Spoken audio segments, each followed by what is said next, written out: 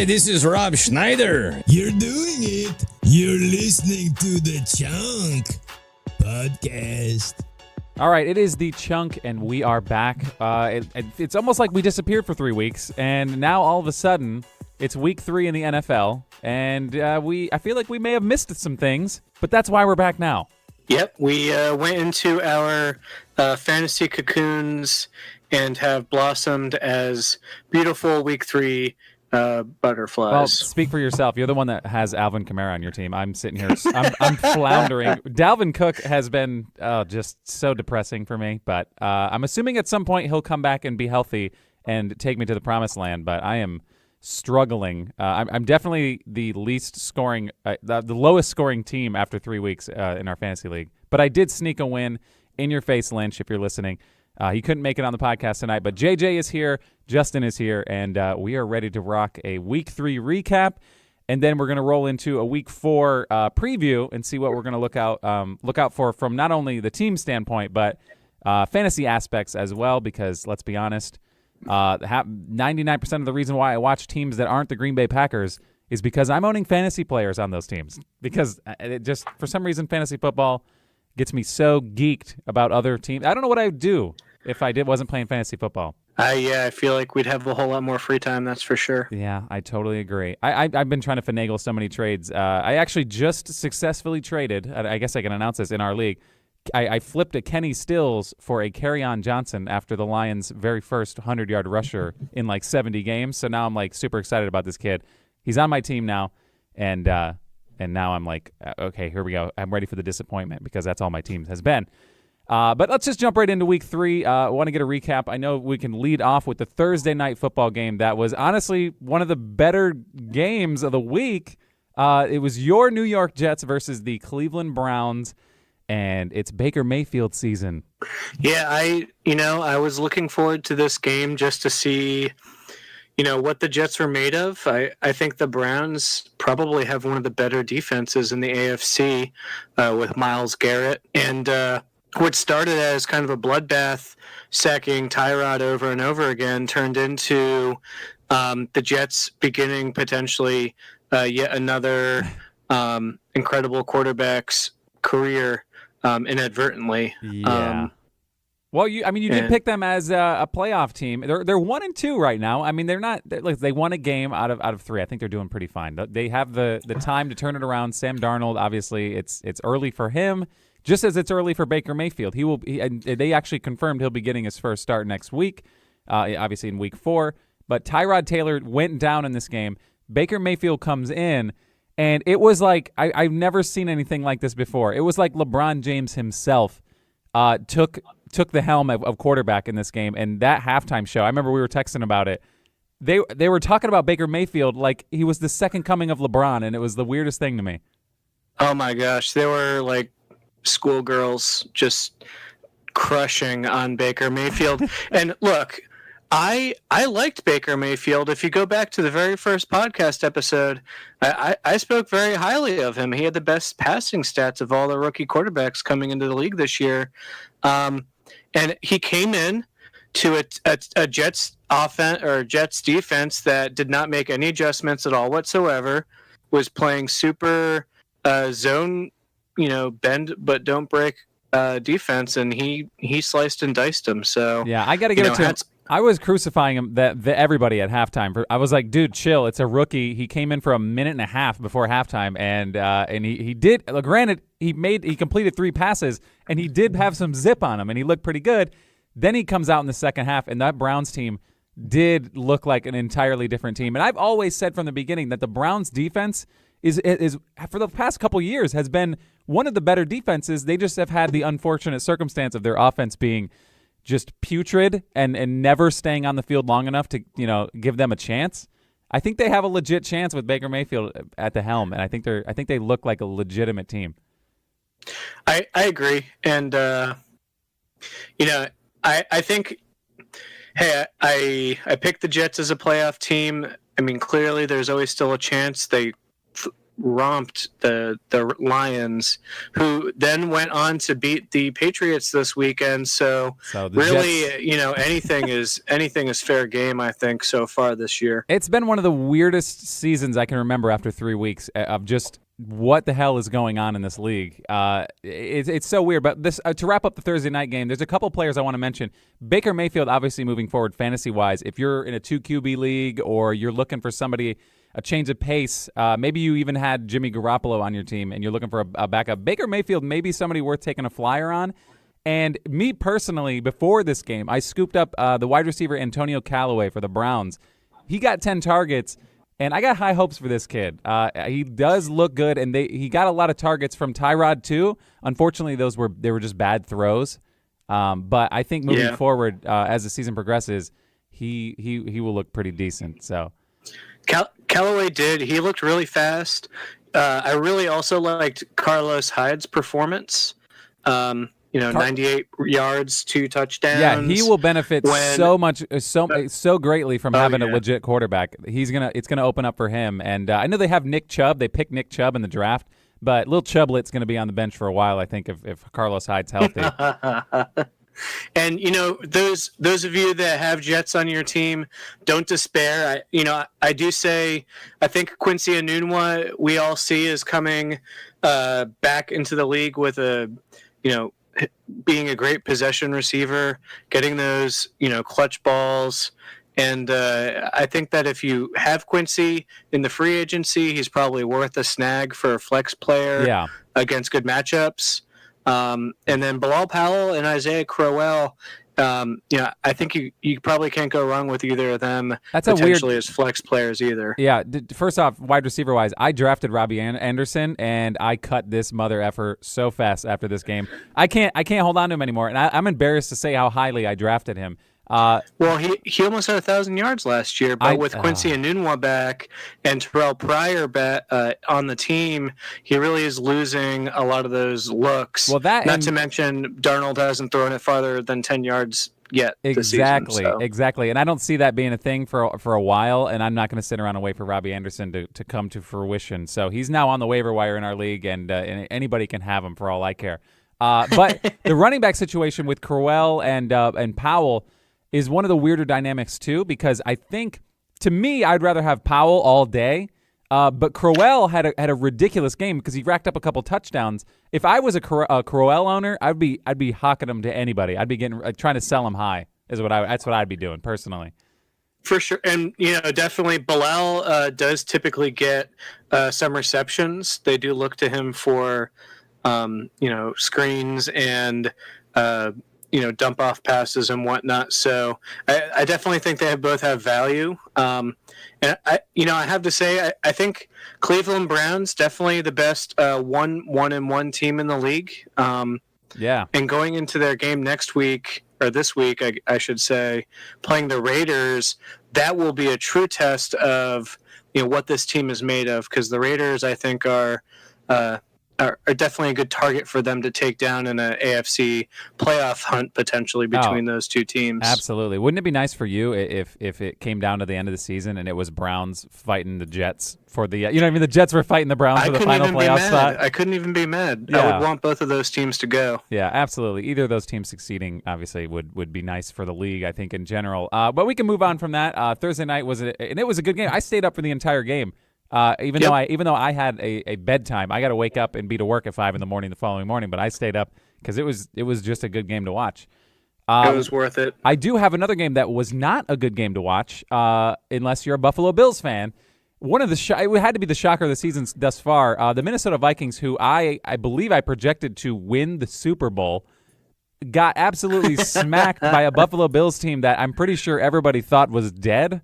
After 2 weeks, they were easily the worst team in football, and they come out and they smack the Vikings 27-6. Fantasy-wise, there really wasn't a lot to be said about this unless you started the Buffalo Bills defense, which I don't think anybody in their right mind coming into this game would have done that.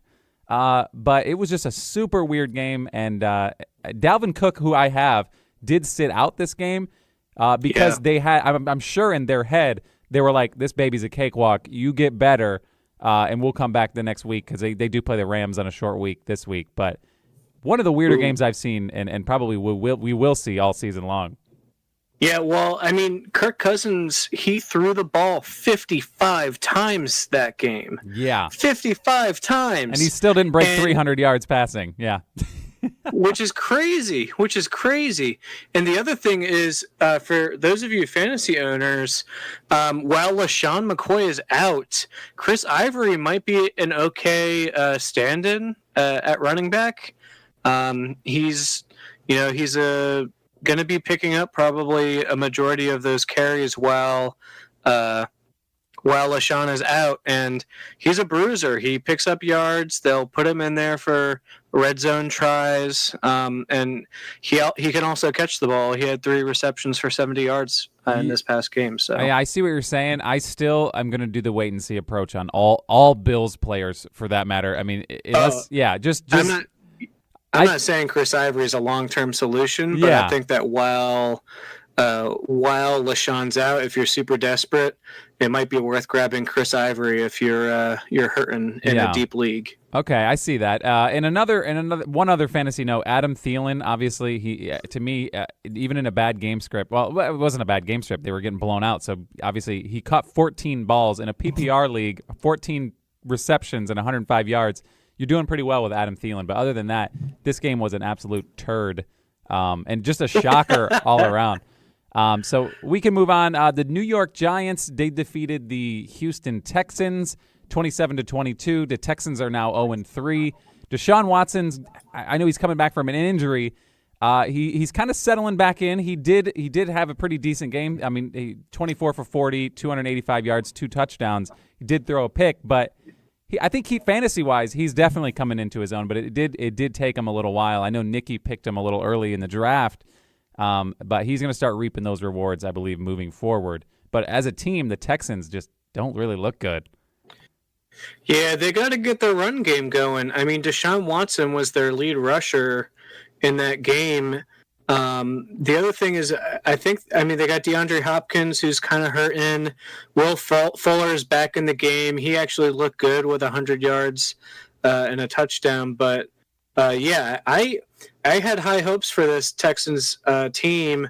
Their defense doesn't seem to be doing as well as they were projected to, and they just can't get a run game going. They may be a good spot for Le'Veon Bell. Oh, I think absolutely. A team that's desperate for a running back. Absolutely. Pay the man. To me, Lamar Miller is got to be the most boring starting running back I think I've ever seen in my entire life. The dude is, I can't even say average to me. He had a lot of hype coming out of Miami, obviously. He had a few really good games there, and then he got signed to a contract with the Texans, and he has been nothing but just meh. Yeah, and on the Giants side, I mean, Eli Manning, 25 for 29, 300 yards basically, and 2 touchdowns. Saquon Barkley continues his pretty incredible rookie season rushing. And I mean, I think I picked the Giants to be kind of a dark horse in the NFC. They have a really strong offensive skill players. It really, I think, will come down to how well their defense plays and if their offensive line can protect Eli Manning. Yeah, I can't get behind Eli Manning at this stage in his career. But, I mean, fantasy-wise, if you're an Odell Beckham owner, and even Sterling Shepard, for that matter, in this game, he looked pretty good. They're obviously going to be throwing it quite a bit. And I remember I think week 2, Saquon Barkley caught like 15 balls, so they're definitely going to be chucking it quite a bit. But they are 1-2 at this point. They got their first win of the season. Houston Texans are winless, and we're moving on to week 4 from there. I don't know, the Giants. I don't know who they're taking on next week. They're taking on the Saints next week. Ooh. I don't know if that's a winnable game for them. No, I mean, I'll say this: the Saints don't seem to have a defense this year, but I think that Drew Brees wins the shootout for sure. Probably. Especially with Alvin Kamara just romp-a-lomping all over everybody. Your guy, Alvin Kamara. I'm going to keep trying every week to trade for him. I know, but it'll never work. But moving on to a game that depressed me greatly. The Green Bay Packers lost to the Washington Redskins. I don't know how we managed to do this, but 31-17. The Redskins are 2-1. They actually looked really good this game. And the Packers are now 1-1. They have the same exact record as the Cleveland Browns. So that's something. But Aaron Rodgers is still nursing that leg injury. He obviously isn't as mobile as he normally is. And it's kind of sad to watch him just plop back there and chuck around. But to me, when he threw the ball 44 times, only had 265 yards. He did have 2 touchdowns, but I just want to see a lot more chucking the ball, I guess, if we're going to be able to, if that's all we're going to wind up doing. I mean, I think that the Green Bay Packers are another team that have struggled to get a run game. They're another team that could really use a solid feature running back who's going to give them a chance to open up their offense. And I don't think Aaron Jones and Ty Montgomery are going to get it done. Hey, I just don't see it. Easy now. This was Aaron Jones' first game back, and I have high hopes for little A. Jones, okay? I think he's got the most potential out of all these running backs to actually be competent. He was last season, too. But he's now back from a 2-game suspension. This was his first game back, and they said they were going to ease him in, and he wound up getting the most carries on the team. Granted, 6 is pretty pathetic, but 7 yards per carry, though, that's what you want to look at with him. And I think moving forward, everyone's talking about pass blocking by Jamal Williams, but Jamal Williams is a pretty lackluster runner. At some point, you need to sacrifice a little pass blocking for some big playability in the backfield because you're not going to be able to open up anything passing-wise, if A, they know Aaron Rodgers isn't going to roll out because he's not as mobile, and B, if you have no run game, they're just going to be waiting for the pass. For sure. And I think it's worth noting fantasy-wise, if you don't have Geronimo Allison on your team, I think he's probably worth a pickup if he's available. Him and Devontae Adams really seem to be the 1-2 punch there for the passing game in Green Bay. Absolutely. I picked up Allison early on in the season because he's starting alongside Devontae Adams, and if you give me a starting wide receiver catching balls from Aaron Rodgers, I'm taking him all day. So he's been on my team. I did start him 1 week. I did not start him this week. He only caught 2 balls. One was a long touchdown. I would have liked to have those points, but he is a good hold for me as the season progresses. And Adrian Peterson, by the way, for the Redskins, looked like Adrian Peterson of 10 years ago, just slaughtering the Green Bay Packers. So that was a nice little treat. I had some PTSD after this game watching Adrian Peterson run it through us and down our throat. Yeah, one of my coworkers, he swears by AP. He thinks that Purple Jesus is going to be coming back and that he's going to be rushing for 1,000 yards. So that's a bold claim, I think, based on his form from the last few years. But given his performance so far, it's looking pretty good. Yeah, I regret not picking him up. I remember we all were talking about it in our group text, and we're like, AP signed, who's going to be the one to pick him up? And somebody did it, and I was like, man, I probably should have just picked him up. It would have been free. It wouldn't have cost me anything, you know? But I am pretty decent at running back right now if everybody who I thought would play would just actually play. That's all I'm waiting on at this point. But moving on, we got the San Francisco 49ers taking the L to the Kansas City Chiefs, who are now 3-0 and literally just steamrolling the entire league. Patrick Mahomes is absolutely unbelievable at this point. He's breaking records, passing touchdown records through 3 games. And has the dude thrown a pick yet? I don't even know. I don't think he has. He is just slaughtering everybody. And I don't think he has either. Yeah, to the detriment. Obviously, Kareem Hunt is the most fantasy-wise is suffering the most from the Patrick Mahomes success. But if you have any pass catchers, Travis Kelce, Sammy Watkins, Tyreek Hill, they're all amazing options in fantasy football because of the insane success that we're seeing from Patrick Mahomes and the Kansas City Chiefs offense. It's unbelievable. However, on the other side, it is like the polar opposite of seasons if you compare the two. Kansas City Chiefs off to a 3-0 start. The future is insanely bright. They have a potential MVP candidate in Mahomes. And the San Francisco 49ers season is essentially over after taking the L here and losing Jimmy Garoppolo for the entirety of the season. He tore his ACL on just what looked like he was going to run out of bounds, and he kind of cut it back upfield. And I guess he just popped something in his leg, and he is going to be out for the season. And C.J. Beathard, who is just boring. I don't know. He doesn't got much pizzazz. I think he stepped in last season for a little bit, but he'll be taken over at the helm. And the season's not looking good for the 49ers after losing Jerick McKinnon for the season and now Jimmy Garoppolo. That might be a decent trade partner for somebody that's got an okay backup quarterback. I don't know anything about this Bethard guy, but he's not spectacular. I mean, I know the Saints snagged Teddy Bridgewater as their backup, but potentially could get some capital up front here for Teddy Bridgewater, or there's also a bunch of other dudes floating around that just don't seem to be starting. Yeah, Colin Kaepernick. No, he knows the system in the San Francisco 49ers. Obviously, he hasn't played in 2 years, so let's be real here. I don't think he's going to come out of what he's doing and jump right back into the 49ers organization. But do they really at this point? I mean, I know it's only 3 games in. Obviously, you don't want to call it a season. But when you invest so much money, probably like almost 30% of your cap space is invested in this quarterback, Jimmy Garoppolo, and your newly signed running back, Jerick McKinnon, who are now both out for the season. Are you just at this point just waiting for next season and just kind of whatever happens? You just try to get the best draft pick, I think? Yeah, you got to. I mean, I think that the 49ers were kind of a hopeful team on the upswing, hoping that Garoppolo would lead them to the promised land. I don't see them. I don't see the rest of the talent on their team carrying them through the season. I wish George Kittle would carry them through the season, as he's my starting tight end. I would love to see George Kittle catch 15 balls a game for the rest of the season.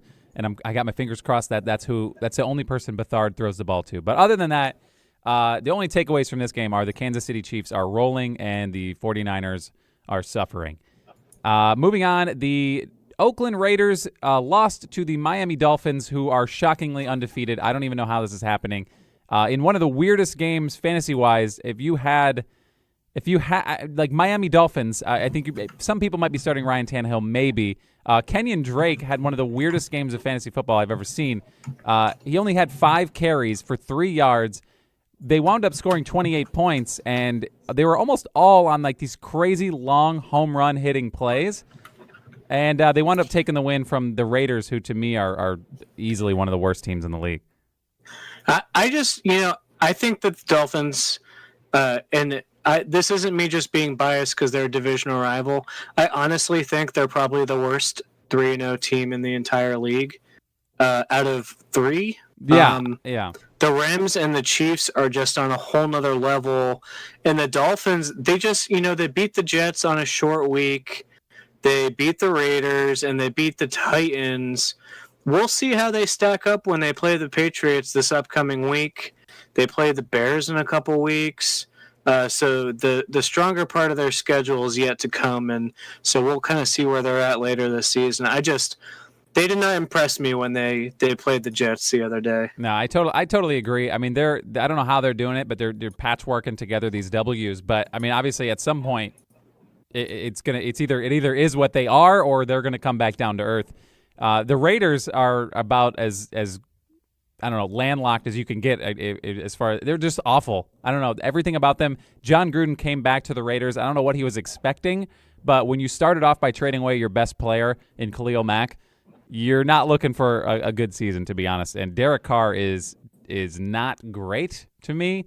But on the bright side, former Packer Jordy Nelson is just rises from the ashes, and 173 yards and a touchdown. Good for the old dude. Yeah, I bet Aaron Rodgers was really missing Jordy seeing those numbers this week. And I like Marshawn. I don't think that he's a feature back anymore. And I agree. I think Derek Carr just isn't that great. I think he reminds me a lot of Andy Dalton, actually. Just hot or cold, kind of good, and then pretty much not really most of the rest of the time. Honestly, I'd rather have Andy Dalton. I do. Derek Carr he doesn't do it for me. I don't know. Nothing about him. And plus, Amari Cooper, don't touch this dude with a 50-foot pole. He is. What happened? This is what he showed us this last season, fantasy football wise. If anybody owned him last year, you know what you were getting into this year. I don't know. I actually, for a second, he was on my no draft list, And for a second, though, I was like, at this point, maybe I should do this. And I was like, nope, there's no way. I can't do it. And then it was the best decision I ever made. He did have one good week last week, but I think you're going to get more duds than you are going to get good games from Amari Cooper. And if you could move him for anything of value, push that dude along to somebody else. Moving on, the Indianapolis Colts took on the Philadelphia Eagles. The Philadelphia Eagles won 20-16. Eagles, former Super Bowl champions, are now 2-1. It was Carson Wentz's first game back. He didn't look great, but he also, I mean, they got the win, so that's really all you need at that point. This game was a lot closer than it looked at the end of the game. Yeah, I was with Eagles fan during that game, and they were a little bit nervous. They, came out with that touchdown at the end of the game, but it was getting a little scary giving up those third downs. Yeah, what was weird at the end of the game was they got into position for a deep Hail Mary pass, and Andrew Luck, who's still recovering, I guess, from shoulder injury, they took him out of the game, threw in Jacoby Brissett to throw the deep ball. They didn't even trust Andrew Luck to get the ball to the end zone. And then he overthrew it. I know. Yes. Oh, my goodness. I mean, obviously, when you jump into a game for one pass at the very end of the game to win it, you're going to have the yips. And Jacoby Brissett was just like, let me just put all the mustard on this. And he whipped it almost out of the back of the end zone. Yeah, talking to Eagles fans up here, I think some people are excited that Wentz is back in. He's clearly better than Nick Foles, but a lot of people are telling me that they think that he was brought back too early, and they're nervous that Peterson's kind of risking him early. Yeah. The other thing about this is they didn't have Jay Ajayi for this past game, so you have Corey Claymont come in. He did all right. He's kind of like a Darren Sproles type back. He's really fast. Yeah, ideally they would like to have Darren Sproles back, but he is also injured as well. So I think when they both are healthy, you're going to see Clement and Smallwood, for that matter, who actually did have a better game yards per carry wise, probably go down the depth chart. So you're going to see a lot more Ajayi, a lot more Darren Sproles when they're healthy, which it looks like, from what I'm reading, this week, in week 4, they're slated or at least projected to be in the lineups for this week. So that's good for them. And Alshon's out for this team. So they do have some of their weapons out and hopefully the injury bug doesn't strike them too early here in the season. Well, they're 2-1 without a lot of their weapons, and Wentz is just now coming back. So I think signs are pointing up for they're the Super Bowl freaking champions. So, you know what I mean? And they're doing fine. They're 2-1 without everybody. So once everybody comes back, they're going to hit a stride, and we're definitely going to be seeing them in the playoffs.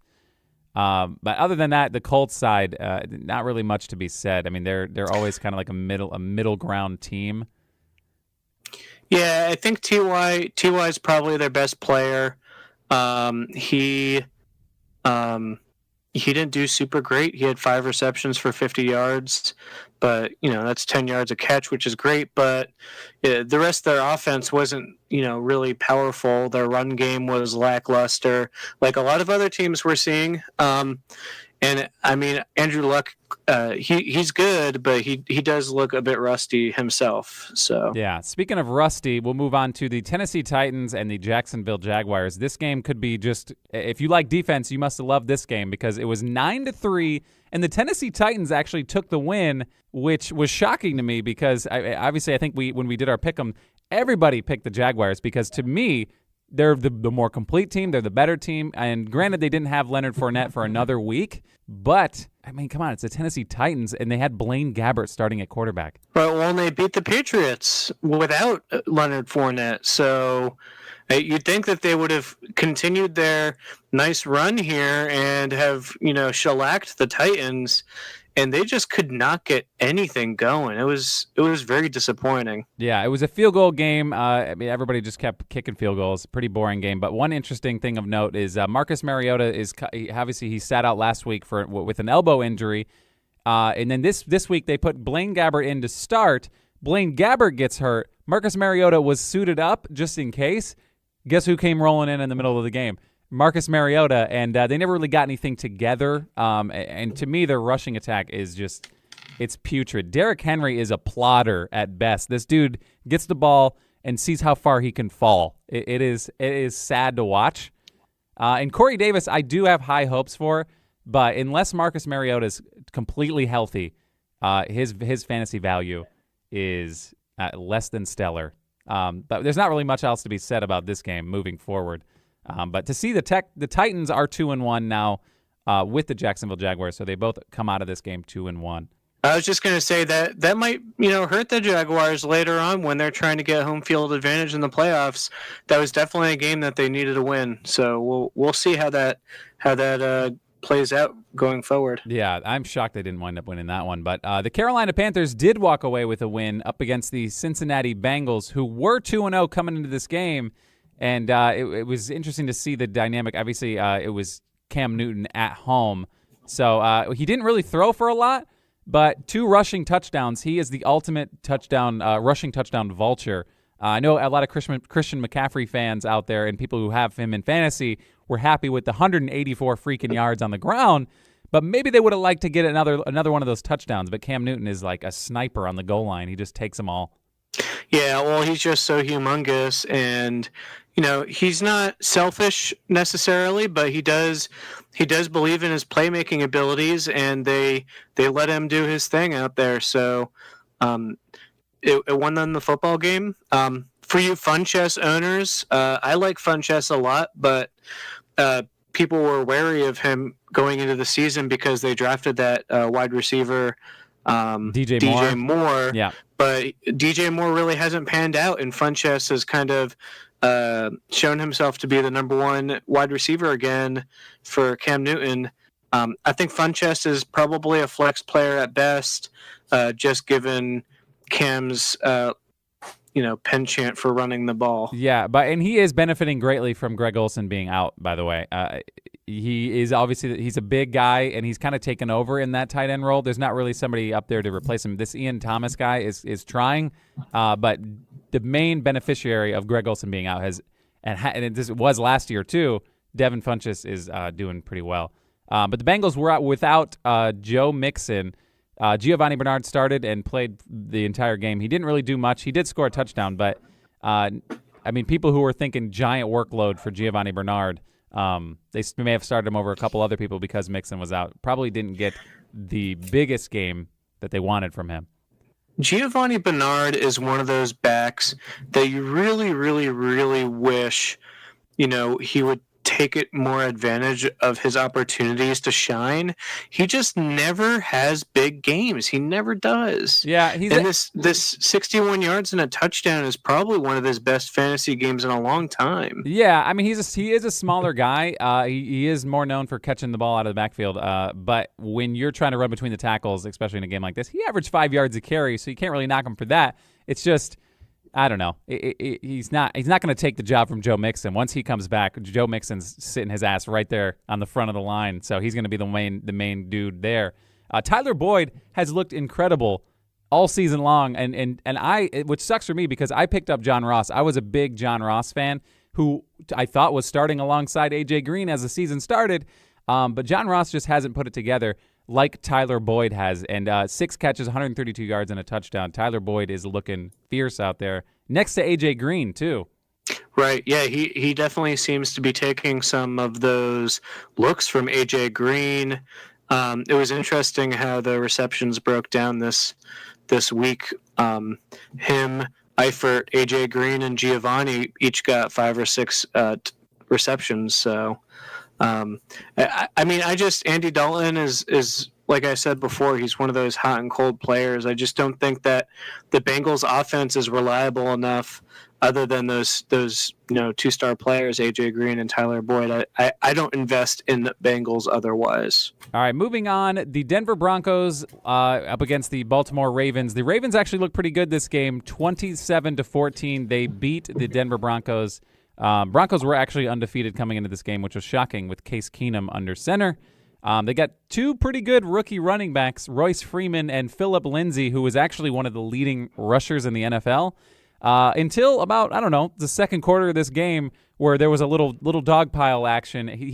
One of the tiniest dudes on the field jumps into the pile and starts throwing punches. He actually got ejected from the game, and there were a couple people who I knew started him in fantasy football because he has looked like the better runner compared to Royce Freeman. But they come into this game, they put up 14 points, and they take the L to the Baltimore Ravens, Joe Flacco-led Ravens.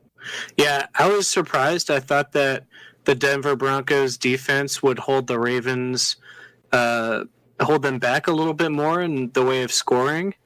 I just don't think that the Denver Broncos offense is good enough to compete with some of these more high-powered offenses, and their defense, doesn't seem to be the way that it's not its championship form like it was a few years ago. I think worth mentioning fantasy-wise on the Ravens, Alex Collins finally got a chance to get a normal workload, 68 yards on 18 carries and a touchdown. It looks like he's going to continue being the feature back for this team, and I have him in a couple of leagues myself, so I definitely would consider playing him going forward. Yeah, I'm an Alex Collins owner myself, and after week 2, I was scratching my head trying to figure out what is going on there in Baltimore, because they did lose, and then after the game, they're like, well, maybe we should probably focus on, running the ball. And I'm like, you have freaking Alex Collins there, and he had like 9 carries in week 2, and they finally came out and made a point to give the guy the ball because he is one of their better playmakers. Buck Allen, I can't stand this dude. He is a touchdown vulture. He's smaller. I get that they love him, but from a yards per touch standpoint, this dude is weak. Like I don't know. I just don't get their fascination with this guy. Alex Collins did fumble in week 1. I don't know if that was part of the reason why they didn't trust him in week 2, but it looks like with 18 carries, he did catch 3 passes, that they are trying to integrate Alex Collins into a more feature back role, which he deservedly so should be getting. And they did get the win 27-14, so that's good for the Ravens moving forward, and who I did have as a playoff team, so I'm hoping for the best for the Ravens. Moving on to the Saints taking on the Atlanta Falcons. This game was a barn burner, and walking away, I remember checking the box score throughout the game, wondering what the heck is going on. You started Calvin Ridley in this game, and the dude absolutely exploded. Yeah, I drafted this kid knowing that the Falcons like to throw the ball, and I hoped that, I did see his game he's from Alabama. I believe so. He's from Alabama. He was in that national championship game. I remember watching him and thinking, man, I really got to grab that guy. This year I invested in rookies more than I ever have, and clearly it's paid off because, I knew that the Saints, they have no defense this year. Every team has just scored a ton of points on them. So I didn't think that Calvin Ridley was going to catch 150 yards and 3 touchdowns outpacing Julio Jones, but I can't say that I'm upset about that either. Yeah, and it's only going to get worse for the Saints, who actually lost their starting cornerback, Patrick Robinson. He is now on IR. He broke his ankle, so that's not going to get any better for the New Orleans Saints. However, that's good for you because Alvin Kamara is just going to keep catching balls. Dude caught 15 balls this game for 124 yards. Unbelievable. He really is the real deal. Everybody was saying him and Mark Ingram were going to split time, kind of like they did last year, but he's just running away with it. I'm super glad that I grabbed him. And, maybe you don't need defense when you've got Drew Brees, Alvin Kamara, and you've got the litany of receivers, Michael Thomas, Benjamin Watson. They've got a pretty high-powered team, and they look like they're in playoff form, winning these tough games. Yeah, from a fantasy standpoint, obviously Alvin Kamara, Drew Brees going to be there. Michael Thomas is unbelievable. Cameron Meredith played his first game back. He actually hurt himself last year for the Bears, but he signed with the Saints. It's his first game back from injury. He caught 1 pass for a touchdown. If he can kind of like pass over, because to me Ted Ginn is not a great offensive player. He gets lucky with some bombs every once in a while, but I think Cameron Meredith could over. I mean, that's a deeper league type deal. But Cameron Meredith can definitely overtake him in this offense. And as an Ingram owner, I am so ready for this dude to come back. And I know that you might not think, most people probably are at this point are like wondering what's going to happen with Ingram after Kamara's doing this. He got 31 touches this game. That's not, to me, if I'm a Kamara owner, yes, I like it in this particular instance, but to expect Alvin Kamara to get 25 touches a game for the entire season and hold up without dying, it's going to be a little unrealistic. So that balance that they had last season, I think they do want to get back to that. And as an Ingram owner, I will believe this till the day I die, no matter what, because I need it. I need it more than anything. Just give me some Ingram when he comes back. Just throw a couple of those balls to Ingram, and it'll be fair. I think we'll be okay. Moving on, the Los Angeles Chargers up against the L.A. Rams. Both, I guess technically this is a home game for both of them, even though the Los Angeles Chargers, just go back to San Diego. Seriously, get the hell out of there. What are you doing? I know I can't believe they're even there. It makes me sick. But anyway, the Rams obviously are to me, one of, if not the most complete teams in football. They put up 35 points and they won 35-23. Rams look unbelievable. Their defense is incredible, and their offense is really coming together with Jared Goff. Yeah, I mean, they're just they picked right up where they left off last year, and I picked them to make the big run this year. They just really went out there and snagged a lot of talent to fill in the gaps where they had gaps in last year's team. They're 1 year more experienced. And I don't know, man. I think that this is going to be a pretty dominant team throughout the entire season. Yeah, I was a little worried when they let Sammy Watkins walk. I mean, I'm not a huge Sammy Watkins fan, but he was a piece in the offense, even though he was probably more of a decoy than anything. But they did bring in Brandon Cooks, who has been infinitely better from a standpoint of obviously pass catching. He's quicker, he gets open, and he actually catches the football when it's thrown to him. So that's a bonus. And he's not injury prone. Yeah, that too. You can always count on that. And speaking of injury prone, the Chargers have always this season have dealt with a lot of injuries. They did make it through this game relatively unscathed. Melvin Gordon is definitely a workhorse back. I would love to get him in any leagues I can find him. If you can try to trade for him at any point, you could say he had a bad game, but really, I mean, he had 80 yards and a touchdown. But that's going to be a bad game for Melvin Gordon moving forward. And then Mike Williams, the the second-year wide receiver, he looks like a legit stud. He's absolutely massive out there, and he looks like everything you'd want Julio Jones to be in the red zone, except for Julio Jones is allergic to touchdowns. So this guy might actually catch some touchdowns. So Mike Williams, if he's on your waiver wire, what the hell are you doing? If you can try to find a way to finagle him onto your fantasy football team, I would highly suggest doing that. Moving on to the Chicago Bears and the Arizona Cardinals, probably one of the more lackluster games of the week aside from the Titans and the Jaguars. The Bears did walk away with it 16-14. Sam Bradford and the Cardinals just looked atrocious. They did put in Josh Rosen in the fourth quarter. What better way to just introduce your rookie quarterback to the NFL than, hey, buddy, here's the fourth quarter. We need a game-winning drive from you up against Khalil Mack. Is that cool? Can we do that?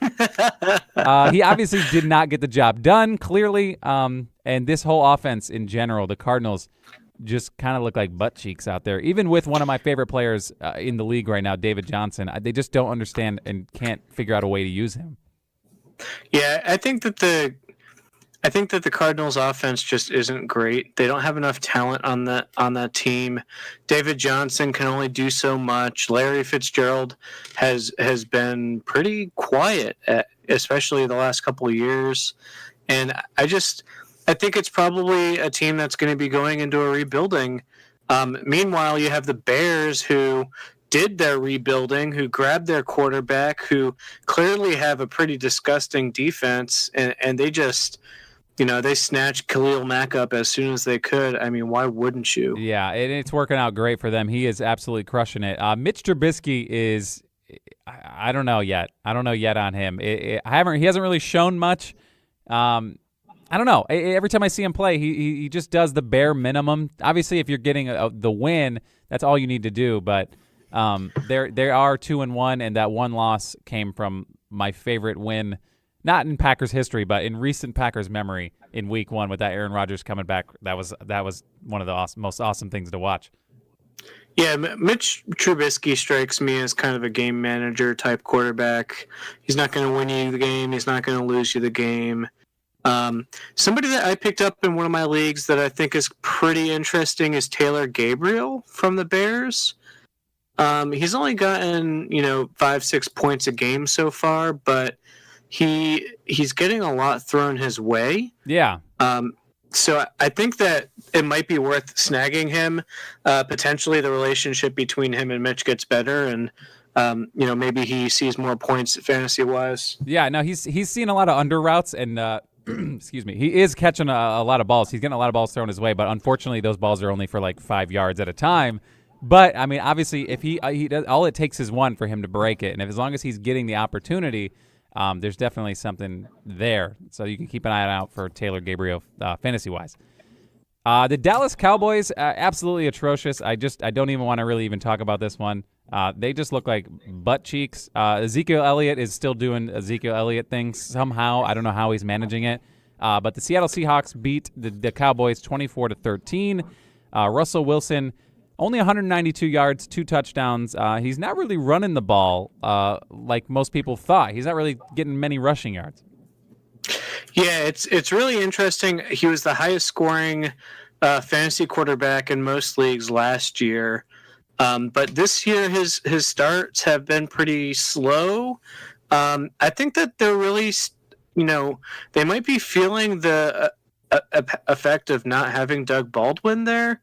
One of his favorite receivers, and I think they're still trying to gel it. I don't really get. I think the Seahawks have always been kind of a team that just plays to their competition, but with their aging defense, they let a lot of the Legion of Boom guys go at this point. There's only one left. I think it's just Earl Thomas, and he doesn't even want to be there. So yeah, right. I just don't see. I don't see the Seahawks being a strong team this year overall, but they're definitely better than the Cowboys. Yeah, I don't see either of these teams doing much. But yeah, Russell Wilson, I will tell you, hold off on him. I mean, still start him. Obviously, you probably took him at a decent early in the draft, but he is traditionally a late bloomer. And as the season progresses, he will pick it up. I think you'll be pleased with Russell Wilson moving forward. And as far as the running backs, I don't ever want anything to do with the Seattle running back. Not since like Sean Alexander or Marshawn Lynch, I guess, back in the day. But Chris Carson, I will say, got 32 carries. He didn't do much with them. He did get 102 yards, but a lot of players could get 102 yards on 32 carries. But if there was ever a question who the back is to own in this Seattle. Well, you know what? I say that now, and next week we'll see Rashad Penny with 30 carries. So you know what? I'm not even going to touch this backfield. I don't even want any part of it. Don't do it. Yeah, the Sunday night game, kind of a shocker here, unless you're a Tom Brady is washed up truther.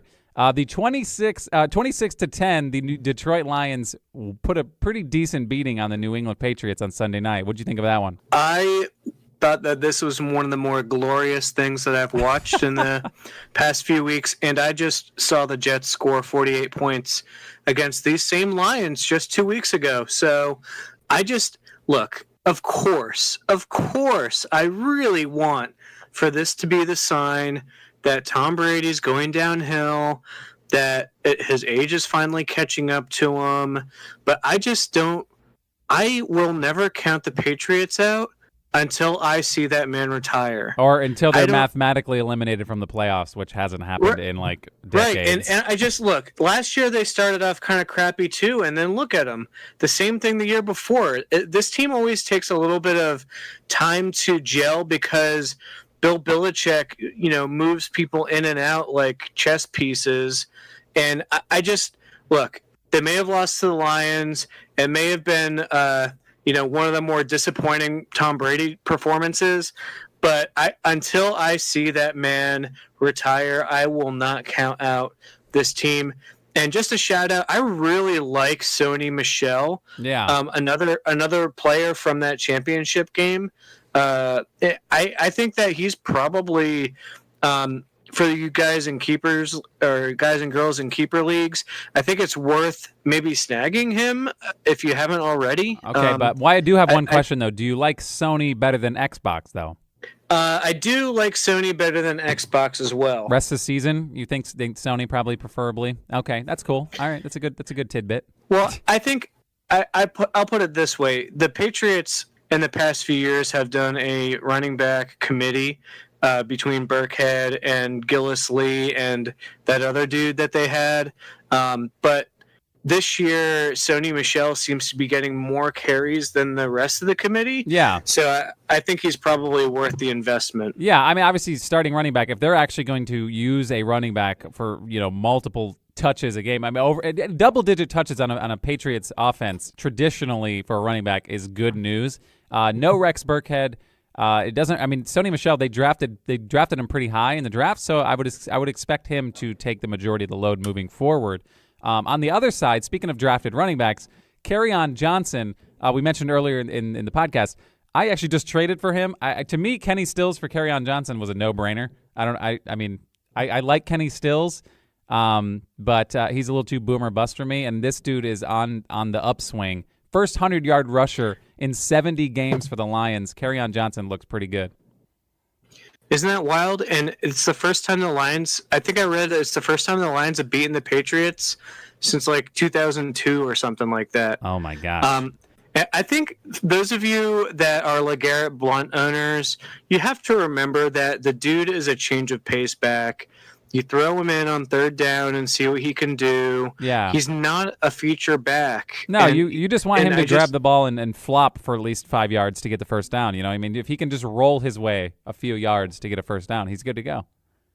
Yeah, if you grab LeGarrette Blount thinking that he was going to be the starter for this team, I think it might be a good time to divest LeGarrette Blount because I just don't see him even getting this many carries going forward. Yeah, I think this was kind of a revenge game for him. So they were like, yeah, let's throw him 16 carries. I don't think moving forward, especially the way Kerryon's playing, that LeGarrette Blount's going to get this unless they wind up playing the Patriots again in like the Super Bowl. But I don't foresee that happening either. But moving on, there was one more game happened on Monday night. The Tampa Bay Buccaneers and the Pittsburgh Steelers. Fitzmagic, your boy, you actually picked Ryan Fitzpatrick up, and you did start him. And honestly, at the beginning of the game, I posted it in the group chat. I was like, dude, Fitzmagic, the magic is gone. It's over. And then I went to sleep. I woke up and saw the dude still threw for 400 yards and 3 touchdowns. I almost puked. I don't even know how it happened. The Fitzmagic train continues. Oh, my gosh. They did. You know what? They did wind up losing. Take one more stop at least on the Fitzmagic train against the Bears. Yeah, you know what? At this point, why not? The dude's putting up 30-plus fantasy points a game, and that's sturdy production. That's unbelievable. First time, I think, I don't know if it was ever in the NFL, but first time in recent memory, 3 straight 400-yard passing games by a quarterback. It's the first time ever. Ridiculous. So the question, the question is, what would you rather have right now? Would you rather have Ryan Fitzpatrick or Patrick Mahomes? I mean, Patrick Mahomes, I think, is the future. We've all seen the Fitzpatrick cycle. He's going to play like this, like a superstar, above average until he gets that big fat contract.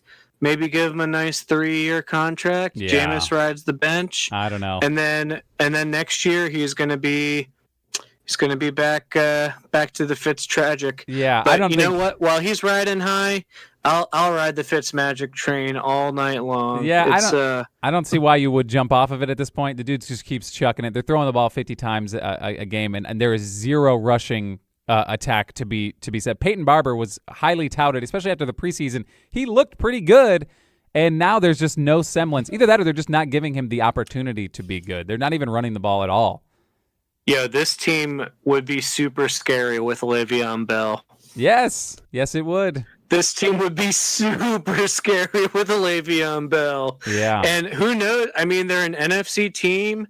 Why? I don't see why the Steelers wouldn't trade him away.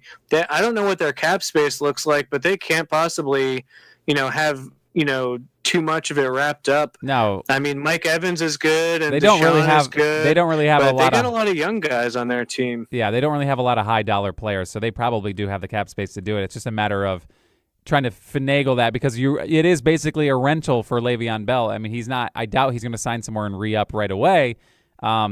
But you're probably just going to get him for one season and then he's going to bail out. But unless they do sign him long term and he's willing to do that, but it's that whole Le'Veon Bell situation is an absolute train wreck, and I'm super glad I have nothing to do with it.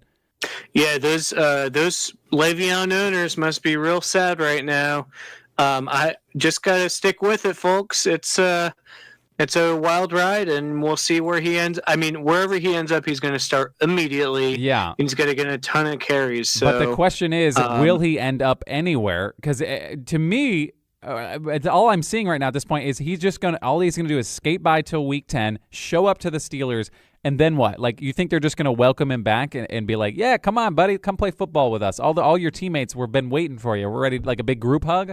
I don't know. I mean, I would. Yeah. Well, the way James Conner's playing, I mean, he didn't have a great game last night, but the way he's been playing, they don't necessarily need Le'Veon Bell at this point. Oh, you always need Le'Veon Bell. Get out of here. All right. Anyway, so yeah, that whole situation's a train wreck. Obviously, if he gets traded somewhere else, then Le'Veon Bell is going to matter. But at this point, it's just weird. I'm wondering what he's doing. And a huge shout out to Vance McDonald with probably the nastiest stiff arm I've seen in a long time. Yes. If you haven't seen the clip, we'll have to post it on the Chunk page because it is super crazy. Like, dude must just throws the guy down. He actually runs just for a touchdown. Yeah, he actually stiff armed him into the offseason because they just put him on IR. Actually, Chris Conte. No way. Yeah, well, he got hurt later in the game, but yeah, that it went from bad to worse for Chris Conte. So he is now on IR for the Bucs. Not looking good. Yeah, that's pretty embarrassing. But that'll wrap up week 3 from a fantasy standpoint. Obviously, if you have players from that week, you know where you stand. You either got the win or the loss. I actually got my first win, so I'm feeling pretty giddy moving into week 4. We can bust through these pretty quick. We'll just run down the week 4 lineup, and then later in the week, actually tomorrow. Well, wait, no, yeah, I'll be posting up the article of our picks moving into week 4, and we don't have to make our picks right now. But Vikings Rams is the Thursday night game. That's actually going to be, on paper, a really good game. To me, that is like NFC Championship potentially matchup right there, is the Vikings versus the Rams. Yeah, I like that game, though we'll see how it goes. I think the Dolphins-Patriots will be an interesting game to watch. Do the Patriots lose a 3rd game in a row for the first time in a long, long time? Do the Dolphins win a 4th game in a row for the first time in a long, long time? Yeah, it's going to be a weird matchup for there. The Dolphins just keep skating by and winning. It's super strange. The Packers are taking on the Bills. I'll be watching that one, obviously. But I mean, I'm hoping the Bills don't show up like they did last week. I'm thinking like that maybe was their Super Bowl for the season, and now they're just gonna have a little jet lag and just kind of come up and get slaughtered by the Packers. I would enjoy that. Yeah, and we mentioned before the Browns Raiders game will be interesting to watch. See Baker Mayfield get a full game's worth of play, and as always, I think the Ravens and Steelers game will be fun to watch. Just that rivalry is probably one of the best in the NFL, I think. Yeah, I would agree. And just give the ball to Alex Collins. I'll be happy. But yeah, no, I'm hoping for a barn burner in that one. It'll be pretty good. And barn burner, I don't even know why I use that term. I've heard it, and it is such a strange term. I kind of regret saying it. Barn burner. No, you got to. Everybody knows what a barn burner is. Yeah, it's still weird. But I'm looking for right now. I'm trying to trade a couple wide receivers. I'm looking for any reason at all to start Antonio Callaway in that Browns game. I really want to start him. So I'm actually looking to trade a bunch of wide receivers, so I don't have any excuse but to start Antonio Callaway. So we'll see how that goes this week. Moving on into week 4. Like I said, if you stay tuned to our website, thechunkpod.com. Or our Facebook page, search the Chunk Pod or the Chunk Podcast, and give us a like while you're there. And we'll be you just be on the lookout for our Week 4 predictions, which will be coming in a matter of moments. Actually, maybe as this podcast is posted, you'll have the article up on our website. So just be sure to check that out. Yeah, if you like the show, please share it. Tell your friends about it. We don't spend money on advertising, so word of mouth is really the best way to spread the Chunk love. The chunk love. That's really all you can ask for. It's a little chunky love. But anyway, thanks for hanging out with us. We'll be back next week to recap week 4 and move into week 5. Also, I know this was an all-sports podcast, but it's not all we do. We do entertainment, we do gaming, and we will be coming up pretty soon here with we got to get into Spider-Man, the Spider-Man for PS4. Nikki and I have both completed it. We both beat the game. There's a lot to be said about that, so we'll definitely have Nikki on our next podcast to talk about all things Spider-Man and gaming and entertainment moving forward. I know Space Jam 2 was announced. There's a lot of stuff going on, and if you want to stick around, please subscribe. You can find us on Spotify, iTunes, Google Play, Just stick around and be a chunker. It's really that simple. You just listen, hang out, and feel free to add any tidbits on any social medias on our Facebook, Twitter, and Instagram at The Chunk Pod. Thanks for hanging out with us. Thank you, JJ. We'll be back next week. Best of luck in fantasy football this weekend.